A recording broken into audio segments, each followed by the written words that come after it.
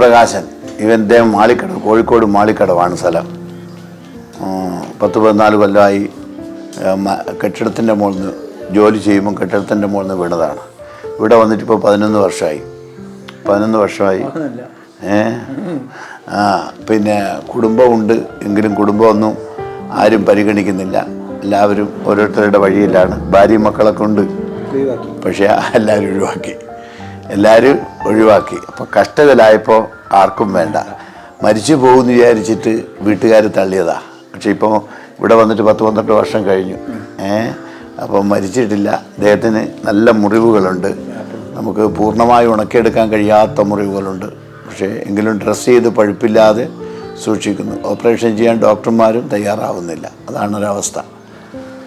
ശരി, എന്നാൽ കുളിയൊക്കെ കഴിഞ്ഞോ? ഇത് ആൻ്റണി ഈ ഇരിട്ടി ഏരിയയിൽ കച്ചേരിക്കടവ്, ഞങ്ങളുടെ നാട്ടുകാരനാണ്. ആൻ്റണിക്ക് പോളിയോ ബാധിച്ചതാണ്. ആൻ്റണിക്ക് പറഞ്ഞ പോലെ കല്യാണമൊന്നും കഴിഞ്ഞിട്ടില്ല. വയസ്സായൊരു അമ്മയാണ്, സഹോദരങ്ങളുണ്ട്. അവരെല്ലാം കുടുംബസ്ഥരായി ഓരോരുത്തരും താമസിക്കുന്നു. ഒരു പ്രത്യേക സാഹചര്യത്തിൽ ഞങ്ങളുടെ അടുക്കൽ വർഷങ്ങൾക്ക് മുമ്പ് വരാനിടയായി. ഇപ്പം എത്രയായി? 3 വർഷമായി ആൻ്റണി ഇവിടെ വന്നിട്ട്. അങ്ങനെ ഞങ്ങളുടെ കൂടെ മെല്ലെ നടക്കാൻ പറ്റും. കൈ ഇങ്ങനെ കാലിലൊക്കെ കൊടുത്ത് സ്കൂട്ടർ കയറിപ്പോയി അത്യാവശ്യം സാധനം വാങ്ങാനും മറ്റു കാര്യങ്ങൾക്കൊക്കെ ഞങ്ങൾക്കൊരു സഹായം കൂടെയാണ് അദ്ദേഹം. ഓക്കെ.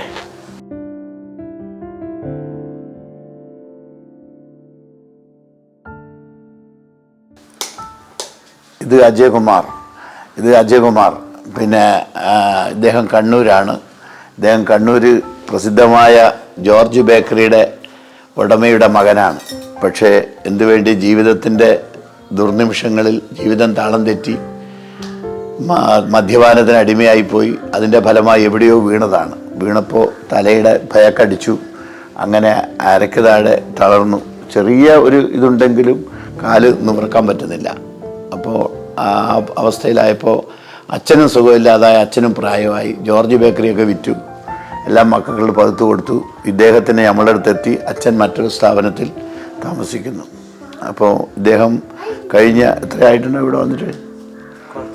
ഒരു കൊല്ലം കഴിഞ്ഞിട്ടുണ്ട്. 1 കൊല്ലത്തിൻ്റെ മേലെയായി ഇദ്ദേഹം വന്നിട്ട്. അപ്പം ബന്ധുക്കളൊക്കെ ഉണ്ട് ധാരാളം, പക്ഷെ ആരും സഹായിക്കാനായിട്ട് കാര്യമായിട്ടില്ല.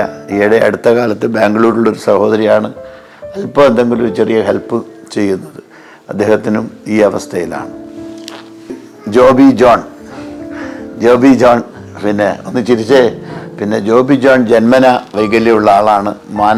വയനാട്ടിൽ മഞ്ഞപ്പാറൻ്റെ ബത്തേരിക്കപ്പുറം ഉള്ള അമ്പലവയലിനപ്പുറം ഉള്ളൊരു സ്ഥലത്താണ് മഞ്ഞപ്പാറ എന്ന് പറയും. ആ സ്ഥലത്താണ് ജോബി. നേരെ ഇരി. പിന്നെ ജോബി ജന്മന വൈകല്യമുള്ള ആളാണ്. അമ്മ ടിൻസായ 2 മക്കളായിരുന്നു. പക്ഷേ 2 പേരും വൈകല്യമുള്ളവരായി. ഇവനാണ് കൂടുതൽ വൈകല്യത്തിലായിപ്പോയി. കാലുകൊണ്ട് നടക്കാൻ കഴിയില്ല. കൈയുടെ ഒരു വശം തീർത്തും ബലഹീനമാണ്. ആ കൈയൊന്ന് ഉയർത്തി അത്രയും ഉയർത്താൻ പറ്റും. ബലമില്ല. കാലിന് ജീവനുണ്ടെങ്കിലും കാല് ബലമില്ല. കണ്ടില്ല, വിരലെല്ലാം ചുരുണ്ടുപോയ ഒരവസ്ഥയിലാണ്. ഇവൻ്റെ അപ്പനില്ല, വിധവയാണ്. ഈ 2 മക്കളെ കൊണ്ട് അമ്മ പ്രയാസപ്പെടുന്നു. അമ്മയ്ക്ക് ജോലിക്കൊന്നും പോകാൻ പറ്റുന്നില്ല. അതുകൊണ്ട് അവനെ ഇവിടെ ഇപ്പോൾ ആക്കിയിട്ട് 1 വർഷം കഴിഞ്ഞു. 1 വർഷം കഴിഞ്ഞില്ലേ? അപ്പോൾ അങ്ങനെയാണ് ജോബി വരുവാൻ കാരണം. ജോബിയുടെ വീട്ടിൽ അമ്മയേ ഉള്ളൂ. അമ്മ എവിടെയെങ്കിലും ഹോം നേഴ്സായിട്ട് പോയിട്ടാണ് ഉപജീവനം കണ്ടെത്തുന്നത്. അപ്പോൾ ഓരോ വിവിധ സാഹചര്യങ്ങളിൽ കൂടി ഉള്ളവരാണ് ഇവിടെ എത്തുന്നത്. എല്ലാവരും ഒരേ തരക്കാരല്ല. എങ്കിലും അവർക്കൊരു അഭയമായി മാറുവാൻ ഇവിടെ ഒരു കാരുണ്യഭവൻ ഉള്ളത് കൊണ്ട് അവരെല്ലാം ഇതിൻ്റെ തണലിൽ മുൻപോട്ട് പോകുന്നു. അനീഷ് ഇപ്പം എത്ര കൊല്ലമായിട്ടുണ്ടാവും? അനീഷയുടെ 9 വർഷമായി അനീഷയുടെ. അനീഷ് 2-3 പ്രയാസങ്ങളായിരുന്നു. കുരുമുളക് വള്ളിയുടെ മുകളിൽ വീണതാണ്. അപ്പോൾ നമ്മളെ കണ്ണവും ഭാഗത്ത് പണ്ട് പഴശ്ശി രാജാവിൻ്റെ കുറിച്യ സൈന്യത്തെക്കുറിച്ച് കേട്ടിട്ടുണ്ടല്ലോ. അപ്പോൾ ഈ കുറിച്യ സൈന്യത്തിൽപ്പെട്ട വിഭാഗത്തിൽപ്പെട്ട ആൾക്കാരായിരുന്നു. ഇവൻ്റെ അച്ഛനും ചാച്ചനും ഒക്കെ ഉള്ളവരൊക്കെ അന്നത്തെ ആൾക്കാരിൽപ്പെട്ട ഒരു കുറിച്യർ എന്ന് പറയുന്നൊരു വിഭാഗം ആ കണ്ണവം കോളനിയിൽ വനപ്രദേശങ്ങളിൽ ഒരു വലിയ പ്രദേശത്ത് പടർന്നു നിൽക്കുന്ന ഒരു ജനതയാണ്. പക്ഷേ ഇങ്ങനെ ചൂടിപ്പണിയൊക്കെ ചെയ്ത് ജീവിക്കുന്നതായിരുന്നു. അപ്പോഴാണ് വീണിട്ടിങ്ങനെ ആയിപ്പോയത്. ഇപ്പം നടക്കാൻ പറ്റുകയില്ല. എന്നെപ്പോലെ തന്നെ അരക്ക് താഴെ തളർന്നാണ്. ഇവൻ പെന്നുണ്ടാക്കും, പേന കടലാസ് കൊണ്ട് പെന്നുണ്ടാക്കും, കുട നിർമ്മാണമുണ്ട്, കുട റിപ്പയറിംഗ് ഉണ്ട്. ഇങ്ങനെയുള്ള കാര്യമൊക്കെ ശിവൻ അവനെ പഠിപ്പിച്ചിട്ടുണ്ട്. അവനതൊക്കെ ചെയ്യാറുണ്ട്. പക്ഷേ അതിനെക്കൊണ്ട് വലിയ പ്രയോജനമൊന്നുമില്ല. എങ്കിലൊരു ടൈം പാസിനായിട്ട് എന്തെങ്കിലുമൊക്കെ ചെയ്യും. അപ്പം കടലാസ് കൊണ്ട് പരിസ്ഥിതിക്ക് അനുകൂലമായി വിത്ത് പേന എന്ന് പറയുന്നൊരു പേന നിർമ്മിക്കുന്നതാണ്. ഇപ്പം 9 കൊല്ലമായി ഇവിടെ വന്നിട്ട് കർത്താവിനെ സ്വീകരിച്ച് കൈക്കൊണ്ട് അവൻ പാട്ടൊക്കെ ലീഡ് ചെയ്യുകയും കാര്യങ്ങളൊക്കെ ചെയ്യുകയും അങ്ങനെ കടന്നു പോവുകയും ചെയ്യുന്നു. മട്ടന്നൂരുകാരനാണ്. മുകുന്ദനെ എന്താ പറയുക, ജീവിതത്തിൻ്റെ ചില പാളിച്ചകൾ കൊണ്ട് മദ്യത്തിനടിമയായിപ്പോയി. കുടുംബം നഷ്ടപ്പെട്ടു. കുടുംബമെല്ലാം ഒറ്റക്കാരനായി എവിടെയും കൂലിപ്പണിയെടുത്ത് ജീവിക്കുമായിരുന്നു. പക്ഷെ ആ മദ്യത്തിനടിമപ്പെട്ടു. അതിൻ്റെ ഫലമായി ഒരു വലിയ തിട്ടലിൻ്റെ മേലെ കൂടെ രാത്രി പോയ സമയത്ത് ഉരുണ്ട് പരണ്ട് 3-4 അടി ആളെ ഉയരത്തുനിന്ന് താഴെ വീണു. അങ്ങനെ നടുവിന് പൊട്ടലുണ്ടായി, 2-3 പൊട്ടലുണ്ടായി.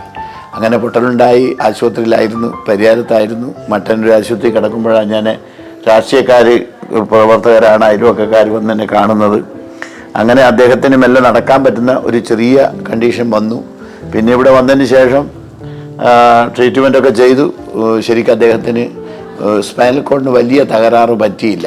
നട്ടെല്ല് പൊട്ടിയെങ്കിലും ഒരു 5-6 മാസം റെസ്റ്റ് ചെയ്ത് കാര്യങ്ങൾ നോക്കിയപ്പോൾ അദ്ദേഹം നടക്കാൻ പറ്റുന്ന അവസ്ഥയിലായി. അതുകൊണ്ട് മൂന്നിനിപ്പോൾ പിന്നെ 1 വർഷം കഴിഞ്ഞു. ഞങ്ങളുടെ അടുത്ത് വന്നിട്ടിപ്പോൾ 1 വർഷം കഴിഞ്ഞു. അപ്പോൾ മൂന്നിന് ഇപ്പം ഞങ്ങളൊരു സഹായിയാണ്. കാരണം ഇപ്പോൾ പേഷ്യൻ്റ് അല്ല, ഇപ്പം ഞങ്ങളുടെ സഹായിയായി അത്യാവശ്യപ്പെട്ട കാര്യങ്ങളൊക്കെ, ചെറിയ കാര്യങ്ങളൊക്കെ സഹായിച്ച് ചെയ്യുന്നു. ഞാൻ പറഞ്ഞിനി പോകണ്ട, ഇവിടെ തന്നെ താമസിക്കൂ, പോയാൽ ഇനിയും പഴയതിലേക്ക് പോകാൻ ഇടവരുത്തണ്ട എന്ന് പറഞ്ഞ് മൂന്നിനെ ഇവിടെ തന്നെ ആക്കിയിരിക്കുകയാണ്.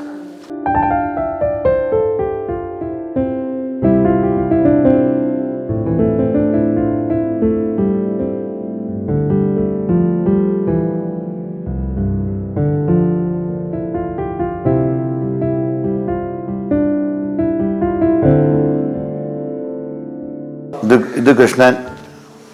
പിന്നെ ചെറുവത്തൂർ എന്ന് പറഞ്ഞ സ്ഥലത്താണ്. ഭാര്യയും 2 മക്കളൊക്കെ ഉണ്ട്. പക്ഷേങ്കിൽ കഷ്ടതയിൽ ഒരു തെങ്ങിൽ നിന്നോ പനയിൽ നിന്നോ മറ്റും വീണതാണ് ഇങ്ങനെ ആയത്. ഇപ്പം എത്ര വർഷമായി? 8 വർഷമായി. ഇവിടെ വന്നിട്ട് ഇപ്പം എത്രയായി? ഇവിടെ വന്നിട്ട് എത്രയായി?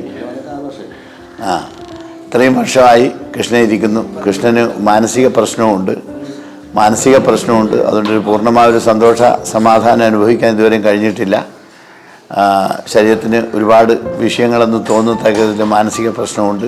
അരക്ക് താഴെ, നമ്മളെപ്പോലെ തന്നെ അരക്ക് താഴെ തളർന്നു പോയ ഒരവസ്ഥയിലാണ് കൃഷ്ണൻ. ഇതാരുൾ, ഇദ്ദേഹം വയനാട്ടിലാണ്, വയനാട് മേപ്പാടി. ഇദ്ദേഹം കെട്ടിടത്തിൻ്റെ മുകളിൽ നിന്ന് അമ്മായിയപ്പനും മരുമോനും ഒന്നിച്ച് പണിയെടുക്കുന്നതായിരുന്നു. പക്ഷെ മഞ്ഞ് വീണ തണുത്ത് കിടന്ന ഐസ് വീണ് കിടന്നിടത്തു നിന്ന് തെന്നിപ്പോയതാണ്. ഇപ്പം എത്ര വർഷമായി? മൊത്തം എത്രയായി? 11 കൊല്ലം കണ്ടായില്ലേ? 11 വർഷം മറ്റോ ആയി കെട്ടിടത്തിൻ്റെ മുകളിൽ. ഇപ്പോൾ ഈ അരക്ക് താഴെ പൂർണ്ണമായി തളർന്നു പോയി. ഇവിടെ വന്നിട്ട് തന്നെ 8 വർഷം ആയി. ശരിക്ക് അവന് ഇപ്പോൾ ആരുമില്ലാത്തൊരവസ്ഥയാണ്. അമ്മയൊക്കെ ഉണ്ടെന്നും ഒരിക്കലും ആരും വരാറോ പോകാറൊന്നുമില്ല. ഭാര്യ നഷ്ടപ്പെട്ടു, കുടുംബം നഷ്ടപ്പെട്ടു, 2 കുഞ്ഞുങ്ങളുണ്ട്, ചെറിയ മക്കളാണ്. ഒരാൾ ഭാര്യയുടെ കൂടെയുണ്ട്, ഒരാൾ അമ്മായിയപ്പൻ നോക്കുന്നു. അങ്ങനെ നിന്ന് പഠിക്കുന്നു. ശരിക്കും പറഞ്ഞാൽ ഇങ്ങനെയുള്ളവർക്ക് ഉണ്ടാകുന്ന ഏറ്റവും വലിയ ദുരിതമാണ് കുടുംബം നഷ്ടപ്പെട്ടു പോകുന്ന ഒരു വല്ലാത്തൊരവസ്ഥ. അത് വളരെ വേദനാജനകമായ ഒരു കാര്യമാണ്. കാരണം ഒരു ആശ്വാസം നൽകേണ്ട ഭാര്യ നഷ്ടപ്പെടുക, അല്ലെ കുഞ്ഞുങ്ങൾ നഷ്ടപ്പെടുക, കുടുംബം നഷ്ടപ്പെടുക എന്ന് പറഞ്ഞാൽ പലർക്കും അത് ഉൾക്കൊള്ളാനോ സഹിക്കാനോ പറ്റാത്ത ഒരു കാര്യമാണ്. അവരുടെ ജീവിതത്തിൽ തമിഴ്നാട് വംശജനാണ്, തമിഴ്നാട്ടിലുള്ള അവരെ അമ്മയ കുടുംബമൊക്കെ. പക്ഷേ കേരളത്തിൽ നിന്ന് കല്യാണം കഴിച്ച് ഒരു കുടുംബമായി മേപ്പാടി താമസിക്കുകയായിരുന്നു. അപ്പോഴാണ് ഈ അനർത്ഥം സംഭവിച്ചത്. ജീവിതത്തിൽ ഞങ്ങളുടെ കൂടെ ആയിട്ട് ഇപ്പം 5-8 വർഷമായി. ദൈവം സഹായിച്ച് ഞങ്ങൾ ഒന്നിച്ചു പോകുന്നു. ഇത് ശശി, ഇദ്ദേഹം മട്ടന്നൂരാണ്. ഇദ്ദേഹത്തിന് ഭാര്യയും മക്കളും ഉണ്ട്.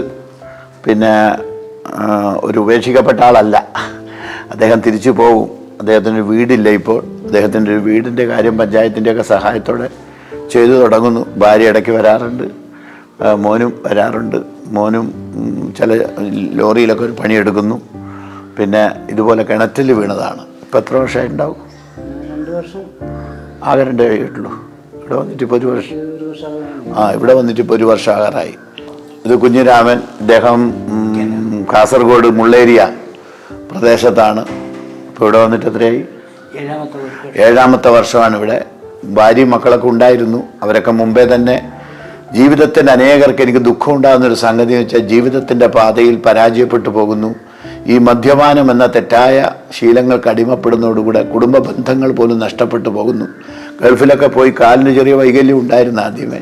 പക്ഷേ എന്നിട്ട് ലോറി ഓടിക്കുകയും നാഷണൽ പെർമിറ്റ് ലോറി ഓടിക്കുകയൊക്കെ ചെയ്യുമായിരുന്നു. ഗൾഫിൽ പോയി ലോറി ഡ്രൈവറായി ഏറെക്കാലം കുടുംബത്തെ മൂത്ത മോളെ കല്യാണം വരെ കഴിയുന്നത് വരെ ഒക്കെ വളരെ നന്നായി പോയതാണ്. അതിനോടുകൂടെ ഒരു പ്രയാസ സമയത്ത് അദ്ദേഹത്തിൻ്റെ സ്ഥലം വിൽക്കേണ്ടി വന്നു. അതോടുകൂടെ ഭാര്യയും മക്കളും തന്നെ ഇട്ടേച്ചു പോയി. പിന്നെ താൻ അനാഥനായി. അപ്പോൾ മദ്യപാനം കുറച്ചും കൂടി. ആ സമയത്താണ് ഏതോ ഒരു കിണറ്റിൻ്റെ പണിയെടുക്കാൻ വേണ്ടി പോയതാണ്. കയറ് പൊട്ടി കിണറ്റിൽ വീണാണ്. ലാസ്റ്റ് അരക്ക് താഴെ തളർന്നു പോയി. ഇപ്പോൾ ഈ അരക്ക് താഴെ തളർന്ന അവസ്ഥയിലാണ്. ഇത് ജോസേട്ടൻ മേപ്പാടിയാണ്. 67 വയസ്സ്. എത്ര വയസ്സായി? 67 വയസ്സായി. മക്കളും ഒക്കെ ഉണ്ട്, കുടുംബമൊക്കെ ഉണ്ട്. പക്ഷെ സഹായിക്കാൻ ആളില്ല. എല്ലാവരും പറയും ഇന്ന് ഈ ഓർഫൻ ഇല്ല, ആരെങ്കിലുമൊക്കെ ഉണ്ട്. ഭാര്യ ഉണ്ടാവും, മക്കളുണ്ടാവും, കുടുംബം ഉണ്ടാവും, ബന്ധങ്ങളുണ്ടാവും. പക്ഷേ ഇങ്ങനെയാകുന്നവരെ ആർക്കും വേണ്ട. അതാണ് ഇതിനകത്തുള്ള വലിയൊരു ദുഃഖസത്യം. ഇപ്പം വർഷങ്ങളായി ജോസേട്ടൻ ഞങ്ങളുടെ കൂടെ ആയിരിക്കുന്നു. കാര്യമായിട്ടാരും വല്ലപ്പോഴും വരാം, ഒരു പെങ്ങളോ ഒക്കെയാണ് ചിലപ്പോൾ ഒന്ന് വന്നിട്ടുള്ളത്. ആരും കാര്യമായിട്ടൊന്നും വരാറോ പോകാറോ ഇല്ല. കഷ്ടത്തിലാകുന്ന മനുഷ്യനെ ആർക്കും വേണ്ട എന്ന ഒരു സ്ഥിതിവിശേഷമാണ്.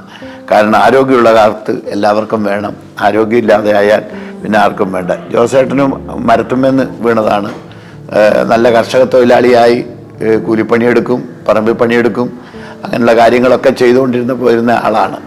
അപ്പോഴാണ് ഇങ്ങനെയുള്ളൊരു അനർത്ഥം പറ്റി. ഇപ്പോൾ സംഭവിച്ചിട്ട് എത്ര കൊല്ലമായി? 8 വർഷമായി ജോസേട്ടൻ ഇങ്ങനെയായിട്ട്. ഇത് സ്വാമിക്കുട്ടി എന്ന് പറഞ്ഞാൽ കുട്ടിയല്ല, 78 വയസ്സ് ആയി. അദ്ദേഹം ഞങ്ങളെപ്പോലുള്ളൊരു വൈകല്യമുള്ള ആളല്ല. പക്ഷേ മറിച്ച് ക്യാൻസർ രോഗത്തിന് അടിമയായി പോയി. വർഷങ്ങൾക്ക് മുമ്പേ കീമോയും റേഡിയേഷനൊക്കെ ചെയ്തു. അതിൽ നിന്ന് തൽക്കാലം ഒരു വിമുക്തി പ്രാപിച്ചിട്ടുണ്ട്. പക്ഷേ എങ്കിലും ജീവിതത്തിൽ താളം തെറ്റിപ്പോയ ജീവിതമാണ് പലരുടെയും. മക്കളോ കുടുംബമോ ബന്ധങ്ങളോ നഷ്ടപ്പെട്ടു പോയ അവസ്ഥ. ഇത് പരമേശ്വരൻ ഈ അടുത്ത കാലത്ത് പാലക്കാടിൽ നിന്ന് വന്നതാണ്. ദീർഘമായ 14 വർഷമായി അദ്ദേഹം ലോറിയിൽ നിന്ന് വീണ് ആണ് അദ്ദേഹത്തിന് ഇങ്ങനെ സംഭവിച്ചത്. അരക്ക് താഴെ തളർന്നൊരവസ്ഥയായിരുന്നു. കുറച്ച് ചെറിയൊരു മെച്ചമൊക്കെ ഉണ്ടായിരുന്നു. പക്ഷെ എന്നാലും നടക്കാൻ പറ്റാത്ത ഒരവസ്ഥയിലായി. ഭാര്യയോ വീട്ടുകാരോ കുടുംബങ്ങളോ എല്ലാം ഒരു അനാഥ മന്ദിരത്തിൽ അവിടെ പാലക്കാട് കൊണ്ടുവിട്ടു. അവിടുന്നാണ് എന്നെ പരിചയപ്പെടുന്നതും ഇങ്ങോട്ടേക്ക് വരാൻ കാരണമായതും. അങ്ങനെ ഇപ്പോൾ ഇവിടെ വന്നിട്ട് എത്ര മാസമായി? 3 മാസമായി ഇവിടെ വന്നിട്ട്.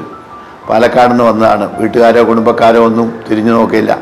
ആദ്യകാലത്ത് ഇദ്ദേഹത്തിന് നന്നായിട്ടൊരു ഫിസിയോതെറാപ്പിയോ മറ്റു കാര്യങ്ങളോ ചെയ്യാൻ തയ്യാറായിരുന്നെങ്കിൽ അദ്ദേഹത്തിന് കുറച്ചുകൂടി മെച്ചപ്പെട്ട ഒരു വഴിയിലെങ്കിൽ നടക്കാൻ പറ്റുന്ന ഒരവസ്ഥ ഉണ്ടാകുമായിരുന്നു.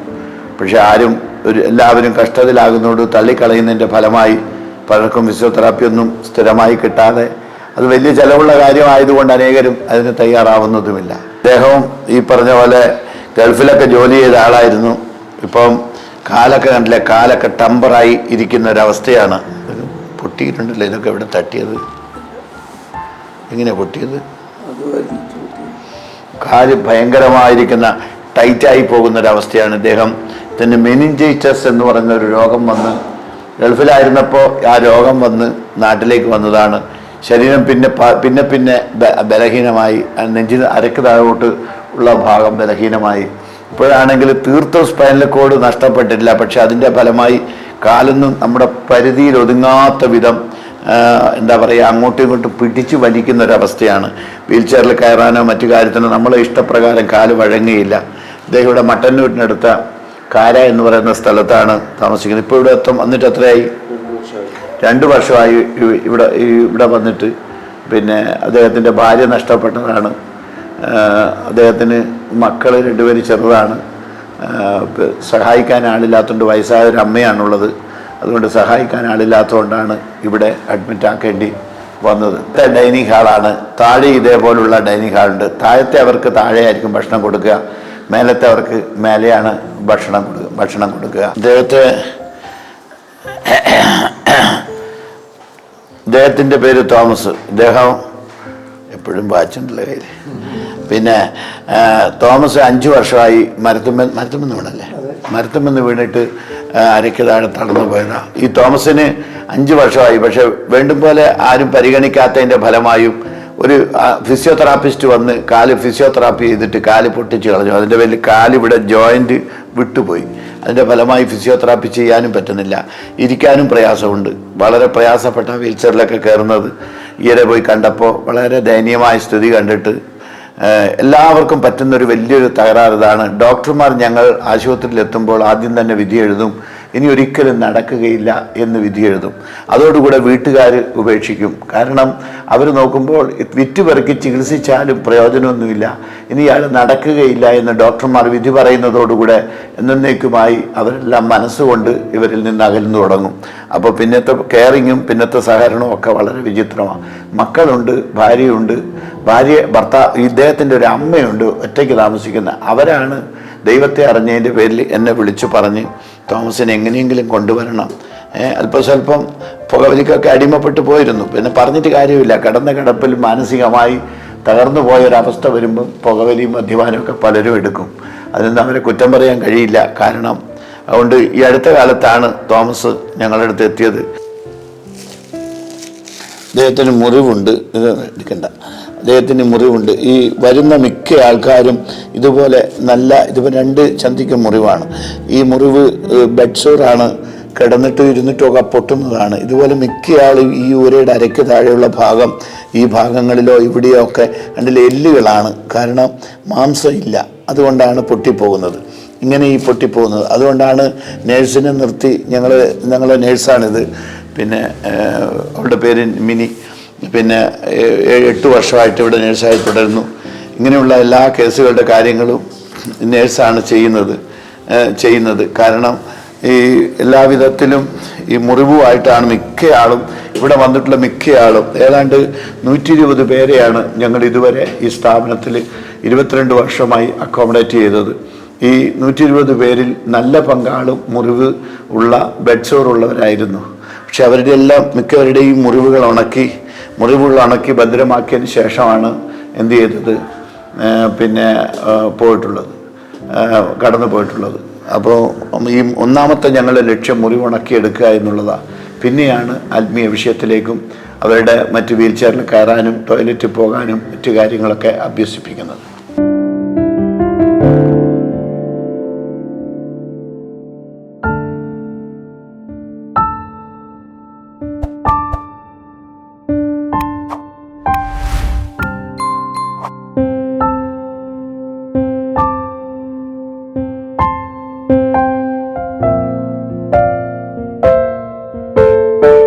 ദൈവത്തിൻ്റെ മഹത്വമേറിയ നാമം വാഴ്ത്തപ്പെടട്ടെ.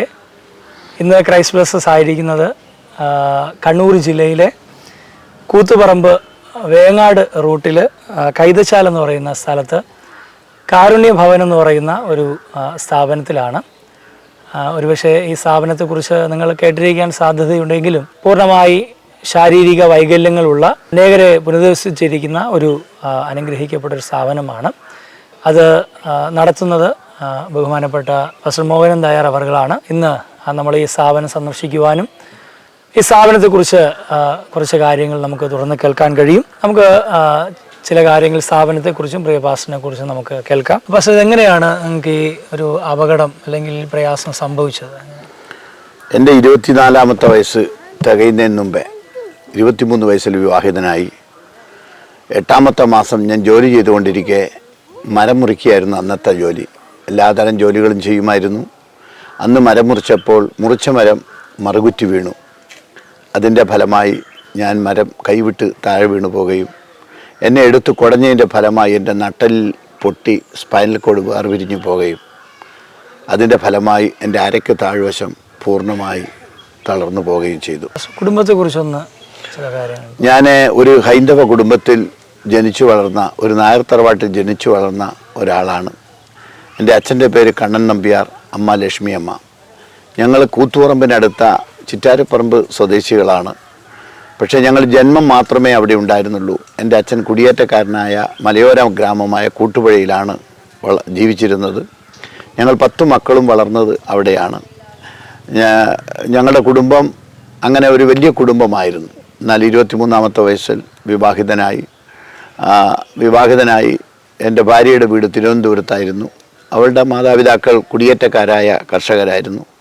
അങ്ങനെ 12 കിലോമീറ്റർ അകലെ നിന്നുള്ള ഈ സഹോദരിയാണ് ഞാൻ വിവാഹം കഴിക്കാനിടയായത്. വിവാഹം കഴിച്ച 8-ാമത്തെ മാസമാണ് ഞാൻ ഈ കഷ്ടതയിലേക്ക് വീഴുന്നത്, ഈ ആപത്ത് സംഭവിക്കുന്നത്. അതിനുശേഷം ഞങ്ങളുടെ ജീവിതത്തിൽ വലിയ പ്രയാസങ്ങളുണ്ടായി. ഭാര്യനെ വീട്ടുകാർ അവരുടെ വീട്ടിലേക്ക് കൊണ്ടുപോയി. ഞാൻ എൻ്റെ മാതാപിതാക്കളോടുകൂടെ കിടപ്പിലായി. കഷ്ടത്തിലായപ്പോൾ ശരീരം പൊട്ടി, മുറിവേറ്റു, കിടപ്പിലായി. വൈദ്യശാസ്ത്രം എന്നെ 3 മാസത്തെ ട്രീറ്റ്മെൻറ്റിന് ശേഷം ഉപേക്ഷിച്ചു. ആർക്കും വേണ്ടാത്തവനായി വീട്ടിൽ കിടക്കുമ്പോൾ ഉറക്കമില്ലാത്ത രാത്രികളായിരുന്നു എൻ്റെ ജീവിതത്തിൽ. ആ ഉറക്കമില്ലാത്ത ജീവിതപാതയിൽ നിന്നാണ് ഞാൻ നിരാശയിലും നിരീശ്വരനായി തീരുകയും നിരീശ്വരവാദിയായി തീരുകയും ദൈവമില്ല എന്ന് പുലമ്പുന്ന അവസ്ഥ വരികയും ചെയ്തു. ഇതായിരുന്നു എൻ്റെ കുടുംബ പശ്ചാത്തലം. ഈ വിശ്വാസത്തിൽ എങ്ങനെയാണ് വരാനിടയായത്? ഞാൻ ഈ കഷ്ടതയിലായതിനു ശേഷം 8 മാസം എനിക്ക് ഉറങ്ങുവാൻ കഴിയാത്ത ഒരു സാഹചര്യമായിരുന്നു. ഉറങ്ങുവാൻ പോലും കഴിയാത്ത വണ്ണം ശരീരം തളർന്നു, അരയ്ക്ക് താഴ്വശം ചലനമറ്റുപോയി. ദിനകൃത്യങ്ങൾ പോലും ചെയ്യുവാൻ നിർവാഹമില്ലാത്തൊരു മനുഷ്യനായി. സ്വന്തം ജ്യേഷ്ഠനാണ് വന്ന് ദിനകൃത്യങ്ങൾ ചെയ്യാൻ എങ്ങനെയെങ്കിലും സഹായിക്കുന്നത്. അപ്പോൾ മാതാപിതാക്കളും ജ്യേഷ്ഠനും തങ്ങളിലുള്ള ശണ്ടയെ പ്രതി ജ്യേഷ്ഠൻ എൻ്റെ അടുക്കൽ വരാൻ പറ്റാത്ത സാഹചര്യത്തിലായി. അങ്ങനെ ആർക്കും വേണ്ടാത്തവനായി കിടക്കുമ്പോൾ ജ്യേഷ്ഠൻ എന്നെ എടുത്തുകൊണ്ടുപോയി ജ്യേഷ്ഠൻ്റെ കൊച്ചു ഭവനത്തിൽ എന്നെ ആക്കി. അവിടെ വെച്ചും സമാധാനമില്ലാതെ ഞാൻ കരയുന്നവനായിരുന്നു, നിരന്തരമായി കരയുന്നവനായിരുന്നു. കാരണം ജീവിതം തുടങ്ങിയപ്പോൾ തന്നെ ഒടുങ്ങി. അവിടെ വെച്ചാണ് ഒരു മനുഷ്യൻ എന്നോട് യേശുക്രിസ്തുവിനെ കുറിച്ച് പറയുന്നതും ഒരു ബൈബിൾ തരുന്നതും. ഞാനത് വിശദീകരിക്കുന്നില്ല. മുൻപ് ഞാൻ ഈ ചാനലിൽ തന്നെ എൻ്റെ അനുഭവസാക്ഷ്യം പറഞ്ഞിട്ടുള്ളത് കൊണ്ട് ഞാനത് വിശദീകരിക്കുന്നില്ല. അദ്ദേഹം തന്ന ബൈബിൾ ഞാൻ വായിക്കുകയും ഞാൻ തന്നെ വഴിയും സത്യവും ജീവനുമെന്ന് അരുളി ചെയ്ത യേശുക്രിസ്തുവിനെ എൻ്റെ രക്ഷകനായി ഞാൻ സ്വീകരിക്കുകയും ചെയ്തു.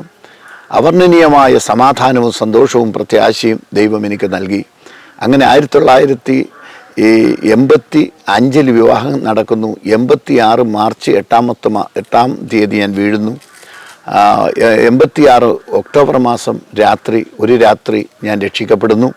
രക്ഷിക്കപ്പെട്ടപ്പോൾ ആർക്കും സങ്കല്പിക്കാൻ കഴിയാത്ത സമാധാനവും സന്തോഷവും പ്രത്യാശയും ദൈവം എൻ്റെ ജീവിതത്തിൽ തന്നപ്പോൾ എൻ്റെ ജീവിതം പിന്നൊരു കുതിച്ചുചാട്ടമായി.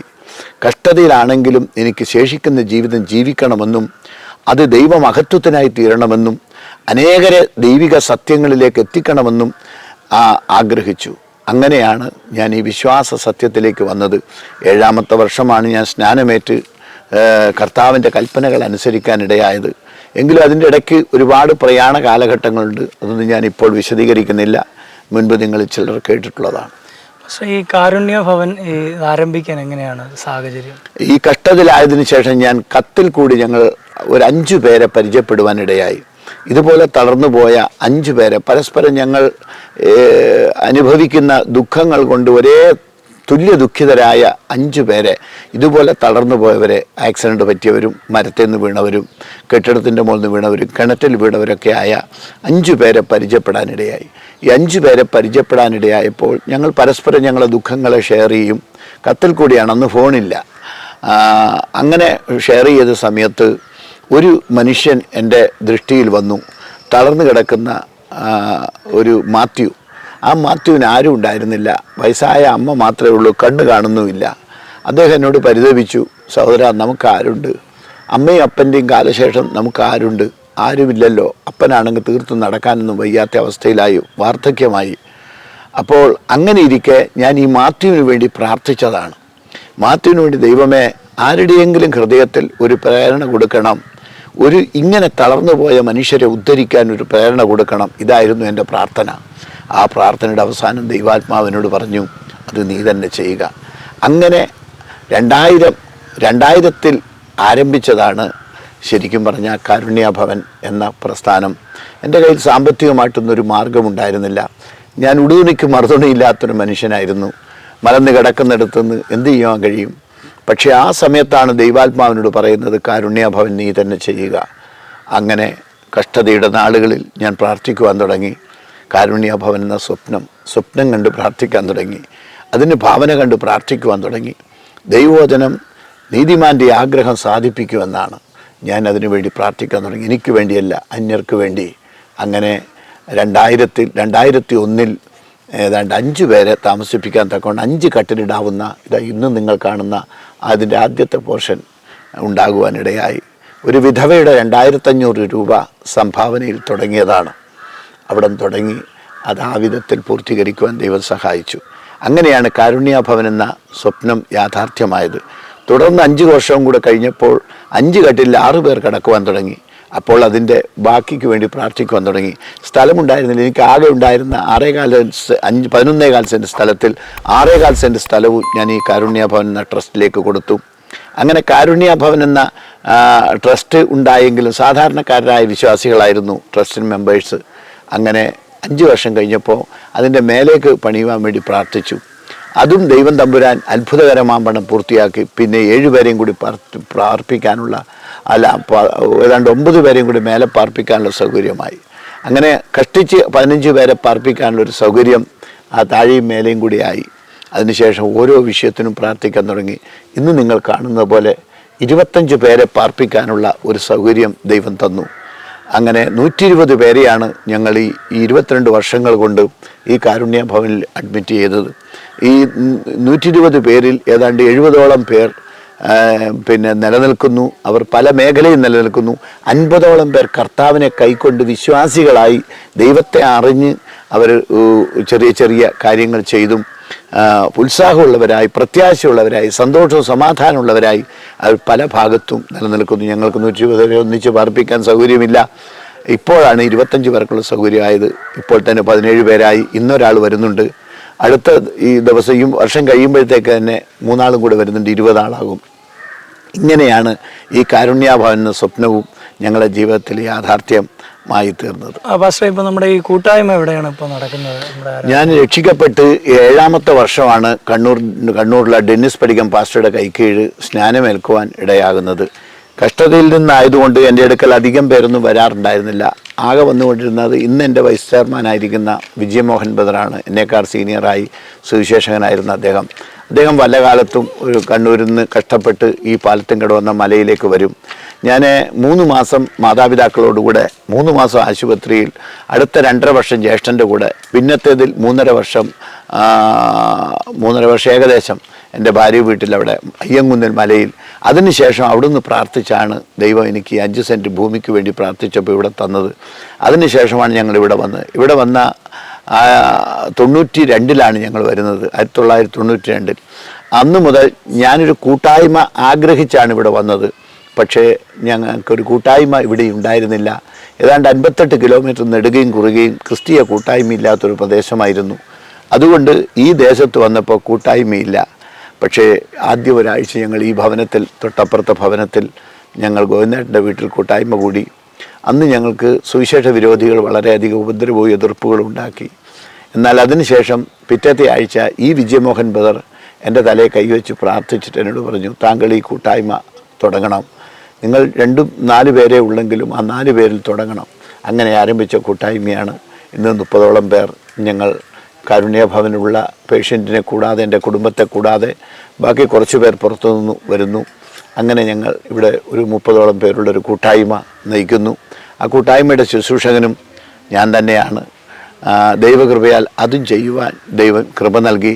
അങ്ങനെ ഞങ്ങൾ ഇവിടെ തന്നെ സ്വതന്ത്രമായൊരു കൂട്ടായ്മയായി മുൻപോട്ട് പോകും. പക്ഷേ അപ്പോൾ ഇത്രയും പേരെ സംരക്ഷിക്കാനുള്ള സാമ്പത്തികം എങ്ങനെയാണ്? നമുക്ക് എന്തെങ്കിലും സപ്പോർട്ടോ അങ്ങനെ? ഞാൻ കർത്താവായ യേശുക്രിസ്തുവിനെ രക്ഷകനും കർത്താവുമായി സ്വീകരിച്ചതിന് ശേഷം എൻ്റെ ഏറ്റവും ചെറിയ ആവശ്യം മുതൽ, ഒരു രാത്രി ഞാൻ മുൻപ് സാക്ഷ്യത്തിൽ ഒരിക്കൽ പറഞ്ഞിട്ടുണ്ടെന്ന് തോന്നുന്നു, 20 രൂപയ്ക്ക് വേണ്ടി ഞാൻ പ്രാർത്ഥിച്ചിട്ട് അർദ്ധരാത്രി ദൈവം ആ 20 രൂപ ഒരാളിൽ കൂടി തന്നു. രാത്രി 1:30 മണി സമയത്ത്. അന്ന് ഞാൻ ദൈവത്തിന് സ്തോത്രം കരയറ്റിയപ്പോൾ ദൈവാത്മാവിനോട് പറഞ്ഞു, നിൻ്റെ ചെറുതും വലുതുമായ ഏതാവശ്യങ്ങളും ഏത് സമയത്തോ അസമയത്തോ നിവർത്തിച്ചു തരുവാൻ ഞാൻ ശക്തനാകുന്നു എന്നറിയുക. അന്നു മുതൽ മനുഷ്യരിൽ ആശ്രയിക്കുന്നതിനേക്കാളപ്പുറം സകലവും ദൈവത്തിൽ ആശ്രയിക്കാൻ ഞാൻ പഠിച്ചു. അന്നു മുതൽ പ്രാർത്ഥിക്കുന്നൊരു ജീവിതത്തിലാണ് എൻ്റെ ജീവിതം. ഈ സ്ഥാപനം തുടങ്ങിയതിന് മുമ്പും പിൻപും ഇപ്പം 38 വർഷമായി ഞാൻ വിശ്വാസത്തിൽ വന്നിട്ട് കർത്താവായ യേശുവിൻ്റെ രക്ഷകനും കർത്താവുമായി സ്വീകരിച്ചിട്ട് അതിനുശേഷം ഇന്നേ വരെ സഭയുടെ കാര്യമാണെങ്കിലും മറ്റുള്ള കാര്യത്തിനാണെങ്കിലും ഈ കാരുണ്യ ഭവൻ ഇത്ര വരെ പണിതെടുത്തപ്പോൾ ഏതാണ്ട് 1 കോടി രൂപയുടെ കെട്ടിടം ഇവിടെ ഉരുവായിട്ടുണ്ട്. 28 സെൻറ്റ് സ്ഥലം ഇപ്പോൾ ഉരുവായിട്ടുണ്ട്. ഇതൊക്കെയും സാധ്യമായത് വിശ്വാസം എന്ന ഒറ്റ കാരണത്താലാണ്. വിശ്വസിച്ചാൽ നീ ദൈവത്തിൻ്റെ മഹത്വം കാണുമെന്ന് ബൈബിൾ പറയുന്നു. ഞാൻ ആ ദൈവത്തെ കണ്ണുമടച്ച് വിശ്വസിക്കുന്നു. കണ്ണുമടച്ച് പ്രതികൂലം വരുമ്പോൾ മാർത്ത പറഞ്ഞ പോലെ കർത്താവെ നാറ്റം വെച്ച് തുടങ്ങി 4 ദിവസമായല്ലോ. സാഹചര്യം പ്രതികൂലമാകുമ്പോൾ മാർത്തയുടെ വിശ്വാസം അത്രയേ ഉണ്ടായിരുന്നുള്ളൂ. എന്നാൽ മറിയുടെ വിശ്വാസം അതല്ല. അവൾ പൂർണ്ണമായി യേശുവിൻ്റെ കാൽക്കലിരുന്ന് കേട്ടതാണ്. ഞാൻ യേശുവിൻ്റെ കാൽക്കലിരുന്ന് ദൈവവചനം പഠിച്ചപ്പോൾ ദൈവത്തിനൊരു കാര്യവും അസാധ്യമില്ല, മനുഷ്യർക്ക് അസാധ്യം, ദൈവത്തിന് സകലവും സാധ്യമെന്ന് കണ്ടു. അന്നു മുതൽ ഞാൻ വിശ്വാസത്തോടെ ചെറുതും വലുതുമായ സകല കാര്യത്തിനു വേണ്ടി പ്രാർത്ഥിക്കുന്നു. ഞങ്ങളുടെ കൂട്ടായ്മയിൽ സ്തോത്രക്കാഴ്ച എന്നൊരു പദ്ധതി പോലും ഇല്ല. കാരണം പിന്നെ ദശാംശം ഒരാളെ പിടിച്ചു വെച്ച് വാങ്ങുന്ന പരിപാടിയുമില്ല. കാരണം എന്നെ വിളിച്ച ദൈവം വിശ്വസ്തനാണ്. ആ ദൈവം ഇന്ന് വരെ ഞങ്ങളെ നടത്തി. ഇന്ന് ഞങ്ങൾ 25 പേരുണ്ട്. ഈ 25 പേരെ പോറ്റിക്കൊണ്ടു പോകുവാൻ ഏതാണ്ട് 1.5 ലക്ഷം രൂപ ഒരു മാസം മൊത്തം ചിലവുണ്ട്. പക്ഷേ ദൈവം അത്ഭുതകരമാവണ്ണം ഇന്ന് വരെ നടത്തി. അനേകം വിശുദ്ധന്മാർ, അനേകം വിശ്വാസികൾ ചില കൈത്താങ്ങ് നൽകിയിട്ടുണ്ട്. അതിന് പ്രധാനപ്പെട്ടൊരു ഉപകരണം എൻ്റെ ഈ പുസ്തകമാണ്. എൻ്റെ ഈ ജീവിതത്തിൽ എൻ്റെ ജീവിതാനുഭവ സാക്ഷ്യമായി പ്രസിദ്ധീകരിച്ച ഈ പുസ്തകം ഏതാണ്ട് 20,000 കോപ്പി മലയാളത്തിലും 2,000 കോപ്പി ഇംഗ്ലീഷിലും ഇപ്പോൾ ഇറങ്ങിയിട്ടുണ്ട്. ഏതാണ്ട് 20,000 കോപ്പി ലോകത്തിലേക്ക് പോയിട്ടുണ്ട് ഈ പുസ്തകം. ഈ പുസ്തകം വായിക്കുന്നവരിൽ നിന്നാണ് പലപ്പോഴും എന്തെങ്കിലും സഹായിക്കാത്തവർ വളരെ ദുർലഭമാണ്. ശരിക്കും ഇപ്പോൾ നാട്ടുകാരൊക്കെ അറിഞ്ഞു കേട്ട് ബർത്ത്ഡേ ദിവസം, കുട്ടികളുടേതായ ചില വിശേഷ ദിവസങ്ങൾ, അങ്ങനെയൊക്കെയുള്ള ദിവസങ്ങൾ ചിലർ അരി വാങ്ങിത്തരും, ചിലർ ഭക്ഷണ സാധനങ്ങൾ കൊണ്ടുവന്ന് തരും, ചിലർ ചെറിയ സാമ്പത്തിക സഹായങ്ങൾ ചെയ്യും. അതെല്ലാം ഞാൻ ദൈവത്തോട് പ്രാർത്ഥിക്കുന്നു. അപ്പോൾ സംഭവിക്കുന്ന അത്ഭുതകരമായ കാര്യമാണ്. ആ ദൈവം നമ്മളെ കൈവിടുകയില്ല, ഉപേക്ഷിക്കുകയില്ലെന്ന് വാഗ്ദത്തം ചെയ്തിട്ടുണ്ട്. ആ ദൈവം വാഗ്ദത്തം ചെയ്ത വാഗ്ദത്തം എൻ്റെ ജീവിതത്തിൽ ഇന്ന് വരെ നിവൃത്തിയായി നടക്കുന്നു. അതിന് ആരുടെ ഹൃദയത്തിൽ ദൈവം പ്രവർത്തിപ്പിക്കുന്നു എന്നെനിക്കറിയില്ല. പക്ഷേ ഞാൻ സകല കാര്യത്തിനു വേണ്ടി പ്രാർത്ഥിക്കും. അപ്പോൾ ദൈവം അത്ഭുതകരമായി ഓരോ ദിവസവും ഞങ്ങളെ നടത്തി. ഇന്ന് കാണുമ്പോൾ ആൾക്കാർക്ക് കാണുമ്പോൾ വലിയ കുഴപ്പമില്ല, എവിടെ വിദേശ പണമുണ്ട് എന്നൊക്കെ ആൾക്കാർ പഴി പറയും. പക്ഷേ ഒരു വിദേശത്തും എനിക്ക് ബന്ധുക്കളില്ല, എനിക്ക് മിത്രങ്ങളില്ല, എനിക്ക് കുടുംബക്കാരില്ല. അങ്ങനെ വിശ്വാസത്തിൽ ഞാൻ ജീവിക്കുന്ന ദൈവമാണ് ബൈബിളിലെ യേശുക്രിസ്തു. ആ യേശുക്രിസ്തുവിൽ വിശ്വസിക്കുന്നവനെ ഞാൻ ഒരു നാളും കൈവിടുകയില്ല, ഉപേക്ഷിക്കുകയില്ലെന്ന് ബൈബിൾ പറയുന്നു. ആ വാഗ്ദത്തത്തെ ഞാൻ വിശ്വാസത്താൽ ഈ ഭവനത്തെ നയിക്കുന്നു. എനിക്ക് വിദേശത്തോ സ്വദേശത്തോ ആരും വാഗ്ദാനങ്ങൾ നൽകിയിട്ടില്ല. എനിക്ക് വാഗ്ദാനം നൽകാൻ ആരുമില്ല. എൻ്റെ റിലേറ്റീവായിട്ട് ആരുമില്ല. എന്നെ ആകെ അറിയുന്ന കുറച്ച് വിശ്വാസ സമൂഹത്തിൽപ്പെട്ട വിശുദ്ധന്മാരാണ്. അവരോടൊന്നും ഞാൻ ചോദിക്കാറില്ല, ഇന്ന് എൻ്റെ ആവശ്യങ്ങൾ നിവർത്തിച്ചു തരണമെന്ന് പറയാറില്ല. പക്ഷേ മറിച്ച് ആരുടെയെങ്കിലും ഹൃദയത്തിൽ അത്ഭുതകരമാവണ്ണം ദൈവം പ്രവർത്തിക്കുമ്പോൾ ദൈവം അങ്ങനെ അത്ഭുതങ്ങളെ പ്രവർത്തിച്ച് എന്നെ നടത്തിയിട്ടുണ്ട്. ഈ അവസ്ഥയിൽ എന്തൊക്കെ പ്രവർത്തനങ്ങൾ ചെയ്യുന്നത്? ഞാൻ ഈ കഷ്ടതയിലായതിനു ശേഷം ആണ് ഈ ദേശത്തേക്ക് വരുവാനിടയായത്. ഇവിടെ വന്നതിന് ശേഷം സഭ രൂപപ്പെട്ടു, കാരുണ്യഭവൻ രൂപപ്പെട്ടു. കാരുണ്യഭവൻ രൂപപ്പെട്ടതിന് ശേഷം ഞങ്ങൾ 30 വർഷങ്ങൾക്ക് മുമ്പ് ആദ്യമായിട്ട് എന്നെ വിജയമോഹൻ ബ്രദറാണ് എന്നെ സ്നാനത്തിനായി കണ്ണൂരേക്ക് കൊണ്ടുപോന്നു. അവിടെ ആദ്യമായി ഞാൻ സാക്ഷ്യം പറഞ്ഞു ആ സഭയിൽ. അതിനുശേഷം ഞങ്ങൾ വയനാട്ടിലേക്ക് ഡെന്നിസ് പടികത്തിൻ്റെ കാറിൽ ആദ്യമായിട്ട് വയനാട്ടിലേക്ക് യാത്രയായി. അവിടെ തളർന്നു കിടക്കുന്നൊരു സഹോദരി ഉണ്ടായിരുന്നു. അവരുടെ വീട്ടിൽ മലവയലിലൊരു സഭയുണ്ടായിരുന്നു. അവിടെയാണ് ഞാൻ ആദ്യമായി ദൈവവചനം ഇവിടെ സംസാരിച്ചതിന് കൂടാതെ പുറത്ത് ദൈവവചനം സംസാരിക്കുന്നത്. അന്നു മുതൽ എൻ്റെ പ്രയാണം ആരംഭിച്ചു. ഭാവിയിൽ പിന്നത്തേതിൽ ദൈവം എനിക്ക് ഒരു ട്രൈസൈക്കിൾ തന്നു. ആ ട്രൈസൈക്കിൾ ഞാൻ 10 കൊല്ലത്തോളം ഉപയോഗിച്ചു. അതിൽ ഞാൻ ഈ കൂത്തുപറമ്പിൻ്റെ പ്രാന്തപ്രദേശങ്ങൾ പലയിടത്തും സഞ്ചരിക്കുമായിരുന്നു. അനേകരെ കണ്ടുമുട്ടുവാനും അനേക ബലഹീനരെടുത്ത് പോകുവാനിടയായി. ശേഷം ദൈവം എനിക്കൊരു മോട്ടോറുള്ള സ്കൂട്ടർ തന്നു. ആ 3 വീലർ ഇൻവാലിഡ് കാരിയ സ്കൂട്ടറിൽ ഞാനാണ് കേരളത്തിൽ ആദ്യമായി കാറിൻ്റെ സീറ്റ് സ്കൂട്ടറിൽ ഫിറ്റാക്കി യാത്ര ചെയ്യാൻ തുടങ്ങിയത്. അതിൽ കൂടി ഞാൻ 150 കിലോമീറ്റർ വരെയൊക്കെ യാത്ര ചെയ്തു. ശേഷം ഒരു കാറ് ദൈവം തന്നു. ആ കാറിലാണ് പിന്നത്തെ യാത്ര തുടർന്നത്. അങ്ങനെ എൻ്റെ യാത്രയിൽ ഇപ്പോൾ 9 വർഷമായി സ്വന്തം കൈകൊണ്ട് കാർ ഓടിച്ച്, അരയ്ക്ക് താഴെ തളർന്ന അവസ്ഥയുണ്ട്, കാലനക്കുവാൻ കഴിയുകയില്ല. കൈകൊണ്ട് കാർ ഓടിച്ച് ഞാൻ കേരളത്തിൽ അങ്ങോളം ഇങ്ങോളവും, തമിഴ്നാടിൻ്റെ അതിർത്തി പ്രദേശങ്ങളും കർണാടകത്തിലും ആന്ധ്രാപ്രദേശിലും മഹാരാഷ്ട്ര വരെ പോകുവാൻ ദൈവം ഇടയാക്കി. ഈ യാത്രയിൽ 577 തളർന്നവർ 577 തളർന്നവരെ കഴിഞ്ഞ ആഴ്ച ഞാൻ കണ്ണൂർ പോയി ഒരു ഉരശം തളർന്ന ഒരു സഹോദരനെ കാണാനിടയായി. കഴിഞ്ഞ പ്രാവശ്യം ഞാൻ പറഞ്ഞപ്പോൾ 576 എന്ന് പറഞ്ഞു. 577 പേരെ ഈ കാലയളവിൽ ഞാൻ ഭവനങ്ങളിൽ പോയി തളർന്നു പോയവരെ കണ്ടുമുട്ടാനിടയായി. ഇങ്ങനെയുള്ളവരിൽ നിന്ന് ചിലരെയാണ് ഞാൻ ഈ കാരുണ്യ ഭവനത്തിൽ അക്കോമഡേറ്റ് ചെയ്യുന്നത്. അതുകൂടാതെ BRCയിൽ, പഞ്ചായത്തിൽ, സ്കൂളുകളിൽ, NSS ക്യാമ്പുകളിൽ, പാലിയേറ്റീവ് കെയറിൽ ഒക്കെ ഞാൻ ബോധവൽക്കരണ ക്ലാസ്സിന്, മോട്ടിവേഷൻ ക്ലാസ്സിന് വേണ്ടി പോകുന്നു. ഈ അടുത്ത ദിവസം 27-ാം തീയതി ചാവശ്ശേരി സ്കൂളിൽ ഒരു ക്ലാസ് വെച്ചിട്ടുണ്ട്. NSS ക്യാമ്പാണ്. ഇങ്ങനെ ആയിപ്പോയ ഒരു മനുഷ്യന് ഈ ലോകത്തിൽ ഇന്നത്തെ നിലയിൽ ഇതുവരെ ഒരു ട്രീറ്റ്മെൻറ്റ്, ചികിത്സ കണ്ടെത്തിയിട്ടില്ല.